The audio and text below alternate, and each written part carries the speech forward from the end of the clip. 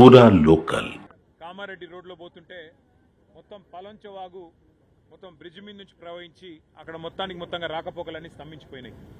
ఇట్లా శ్రీగాధ నుంచి బీబీపేట మీదుగా కామారెడ్డి పట్టణానికి చేరుకుందాం. ఆ పట్టణంలో కూడా మరి చాలా కాలనీలు జలమయమైనాయి. చాలా ఇండ్లల్లోకి మొదటి అంతస్తు పైకి కూడా నీళ్లు వచ్చినాయని చెప్పి శ్రీగాధ మీద నుంచి పోదామని అనుకుంటే ఇక్కడ కూడా దోమకొండ చెరువు తెగిపోయి ఈ రాకపోకలు ఇటువైపు నుంచి కూడా మొత్తం స్తంభించిపోయిన పరిస్థితి. అంటే దాదాపుగా ఇవాళ కామారెడ్డి పట్టణానికి ఆకాశ మార్గం ద్వారా తప్ప రోడ్డు మార్గం ద్వారా పోయే పరిస్థితి ఈరోజు ఈ నిమిషానికి లేదు. అంత ఉధృతంగా ఒకవైపు పలంచవాగు, మరొకవైపు కుడలివాగు, ఇంకోవైపు మానేరు, మొత్తంగా చాలా పెద్ద ఎత్తున ఈ వరదల విపత్తు ఇవాళ రాష్ట్రానికి వచ్చింది.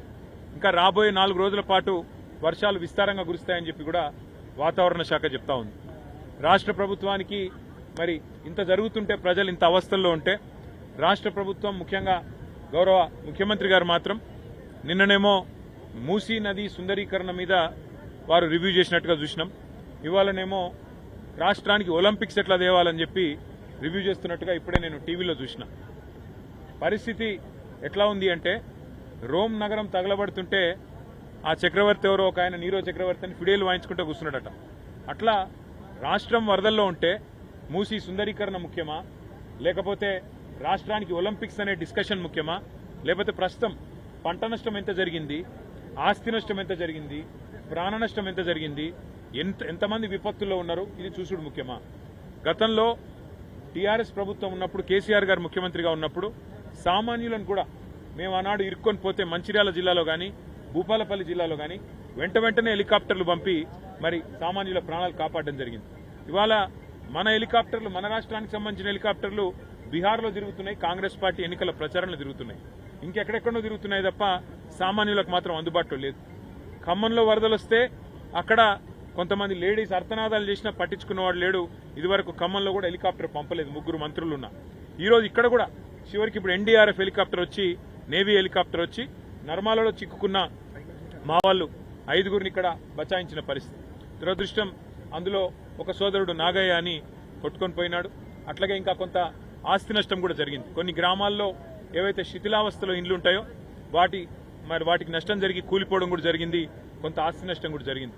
కొంత ప్రాణ నష్టం, కొంత పంట నష్టం, కొంత ఆస్తి నష్టం, ఇవన్నీ జరిగినాయి. కాబట్టి రాష్ట్ర ప్రభుత్వం వెంటనే మేల్కొని, మరి ఇదివరకు మేల్కొని ఉండి కొద్దిగా అప్రమత్తంగా ఉంటే ఇంత అవస్థ కాకపోతుండే. కానీ ఎవరు పట్టించుకోలేదు, ముందస్తు ప్రణాళిక లేదు. ఇప్పటికైనా మేల్కొని వెంటనే పంట నష్టం ఎక్కడెక్కడైతే జరిగిందో ఎకరానికి ఒక 25,000 రూపాయలు పరిహారం ఇవ్వాలి.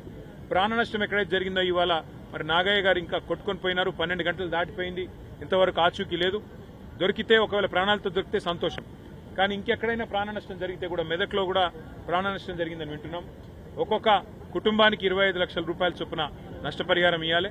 ఒక్కొక్క ఎకరానికి 25,000 రూపాయల చొప్పున నష్టపరిహారం ఇవ్వాలి. కూలిపోయిన ఇండ్లకు కూడా వెంటనే వాటి స్థానంలో ఇందిరమ్మ ఇండ్లు మంజూరు చేయాలని చెప్పి కూడా డిమాండ్ చేస్తూ మా పార్టీ తరఫున కూడా మా కార్యకర్తలు, నాయకులు ఎక్కడికక్కడ, ముఖ్యంగా కామారెడ్డి పట్టణంలో గంప గోవర్ధన్ గారు తిరుగుతూ ఉన్నారు, ఎల్లారెడ్డిలో నల్లమడుగు సురేందర్ గారు తిరుగుతూ ఉన్నారు.